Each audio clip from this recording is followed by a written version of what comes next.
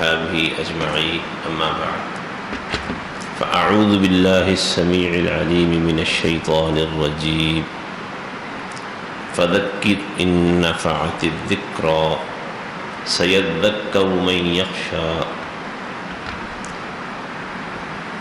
اللہ تعالیٰ نے اپنے پیغمبر صلی اللہ علیہ وآلہ وسلم کو حکم دیا ہے کہ آپ لوگوں کو نصیحت کریں۔ فذکر ان نفعت الذکریٰ، اگر نصیحت نفع پہنچائے۔ مفسرین نے یہ بات لکھی ہے کہ اللہ تعالیٰ نے یہ جو فرمایا ہے کہ نصیحت کریں، اگر نصیحت کرنے سے فائدہ ہو، نفع ہو، تو الفاظ کے ظاہر سے معلوم ہوتا ہے کہ اگر نصیحت کا فائدہ نہ ہو، اگر خطرہ ہے، امکان ہے کہ نصیحت سے فائدہ نہیں ہوگا، تو نصیحت نہیں کرنی چاہیے۔ آیت کا ظاہر یہ بتاتا ہے، تو اس کا یہ مطلب نہیں ہے۔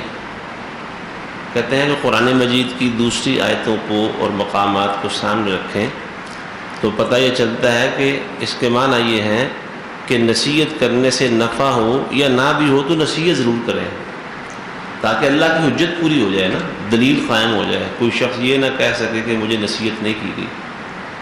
تو نصیحت کرتے رہنا چاہیے، اس کے نفع کا امکان ہو یا بظاہر نہ بھی ہو، نصیحت کر دینی چاہیے، ہمدردی کرنی چاہیے، خیر خواہی کرنی چاہیے، بات واضح کر دینی چاہیے، حق پہنچا دینا چاہیے۔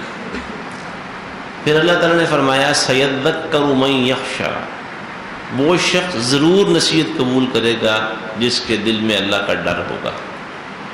یہاں سے یہ پتہ چلا کہ نصیحت قبول کرنے والے کون لوگ ہیں؟ جس کے دل میں اللہ کا ڈر ہوگا، اللہ کا رعب ہوگا، اللہ کی خشیت ہوگی، وہ نصیحت ضرور قبول کرے گا۔ اور یہ بات قرآن مجید میں اللہ تعالیٰ نے واضح کی ہے۔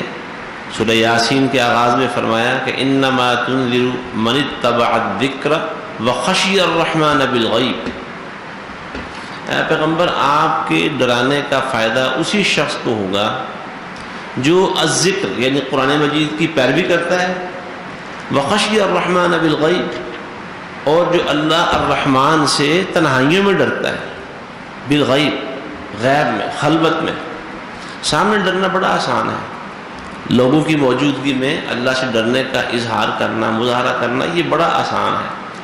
اصل ڈر وہی ہے جو تنہائی میں انسان کے اندر آ جائے، اور یہ تنہائی میں انسان کے دل میں اللہ کا ڈر کیسے آ سکتا ہے؟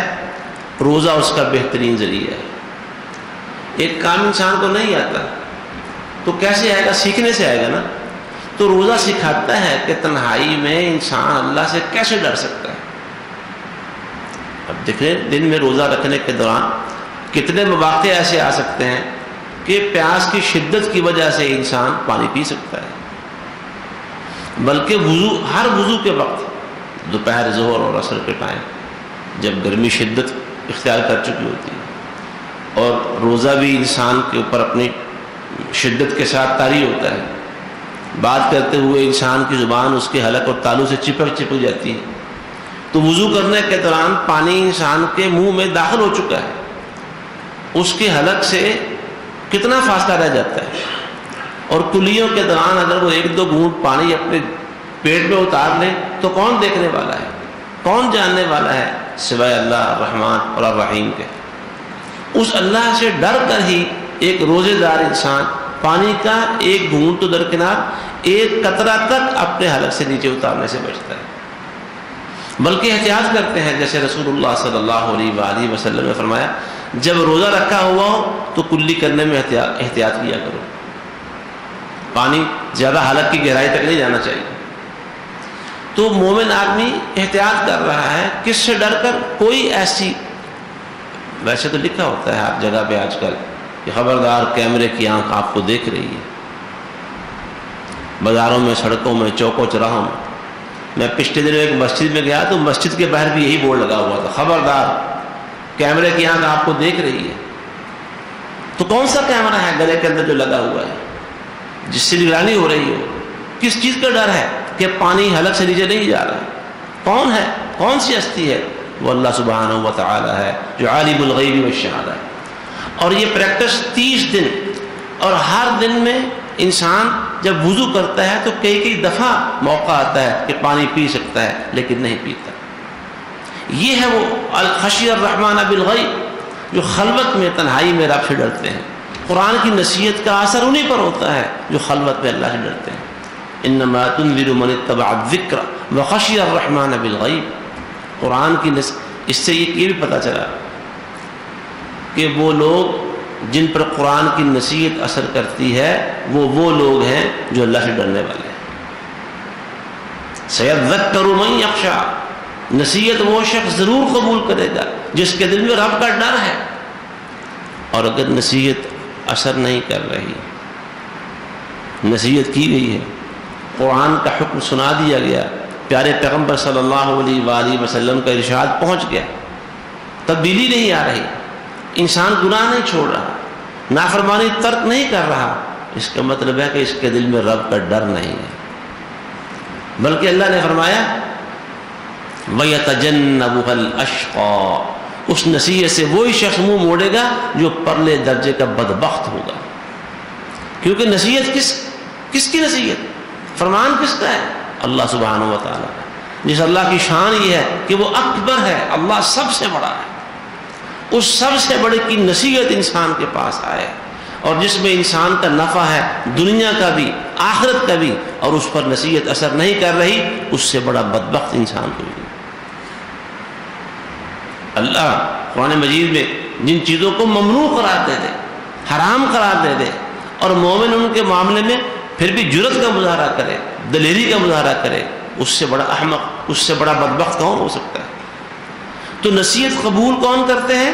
جن کے دل میں رب کا ڈر ہے.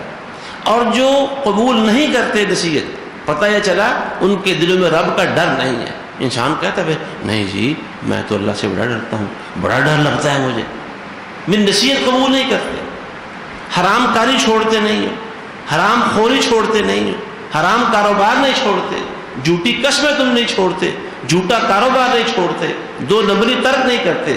رب کا ڈر کیسا؟ تو جو نصیحت قبول نہیں کرتا، قرآن سے پتہ چلتا ہے وہ پرلے درجے کا بدبخت انسان ہے. اب فیصلہ ہم نے کرنا ہے، ہم ڈرنے والوں میں ہیں یا بدبختوں کے اندر ہیں. کہیں صفت والے لینے کی ضرورت نہیں ہے. اپنے دل میں ہم جھانکیں اور قرآن مجید کی ان 2 آیتوں کو جو سورہ اعلیٰ کی ہیں میزان بنا لیں کہ ہم ڈرنے والوں میں ہیں یا بدبختوں میں ہیں جو رب کی نصیحت قبول کرتا ہے، جو پیارے پیغمبر صلی اللہ علیہ وآلہ وسلم کے فرامین قبول کرتا ہے، جو ان کی سنتوں پر اور ہدایات پر عمل کرتا ہے، وہ ڈرنے والوں میں شامل ہے. اور جو ان کی پرواہ نہیں کرتا، ادھر سے سنی ادھر سے نکال دی، بہانہ تراشنے اور اپنی جان چھڑانے کے لیے ایک بات یہ بھی ہوتی ہے، اچھا جی پھر ساڈے واسطے دعا کر دو. یہ بہت خوبصورت بہانہ ہے جان چھڑانے کے لیے جو شیطان نے ہمارے دلوں میں ڈالا ہوا ہے. جب عمل نہ کرنا ہو پھر دعا کا بہانہ، دعا، اس کا مطلب یہ ہوا پھر قصور دعا کا ہی ہے کہ ہم نے دعا نہیں کی آپ کے لیے صحیح دعا اور آپ کے دل میں نصیحت اثر نہیں کر رہی. دعا کرنے والے کا قصور ہوا، پھر تو دعا ہی ٹھیک نہیں کی تم نے. تو اللہ سے دعا کریں کہ اللہ ہمیں ڈرنے والوں میں شامل کر لیں، ہمارا شمار بدبختوں کے اندر نہ ہو. کیونکہ جو ڈرنے والا ہے وہ نصیحت قبول کرتا ہے، جو نصیحت قبول نہیں کرتا قرآن مجید کے نزدیک وہ نرا بدبخت نہیں ہے، وہ پرلے درجے کا بدبخت ہے، انتہائی بدبختوں میں شامل ہے. اور اللہ نے سورہ یاسین میں کیا فرمایا؟ لِيُنذِرَ مَنْ كَانَ حَيًّا وَيَحِقَّ الْقَوْلُ عَلَى الْكَافِرِينَ. قرآن مجید اللہ تعالیٰ نے اپنے پیغمبر صلی اللہ علیہ وسلم پر اتارا تاکہ آپ زندہ لوگوں کو ڈرائیں. کیا مطلب ہے اس کا؟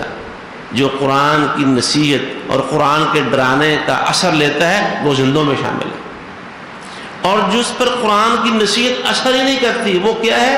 وہ زندوں میں نہیں، اس کا شمار مردوں میں ہوتا ہے. قرآن مجید کی نصیحت قبول کرنے والے زندہ ہیں، اور جو قرآن کی نصیحت قبول نہیں کرتے ان کے دل مردہ ہو گئے. دل مردہ دل نہیں، اسے زندہ کر دوبارہ. جو مردہ دل ہے وہ دل ہی نہیں، اور مردہ دل کون ہے؟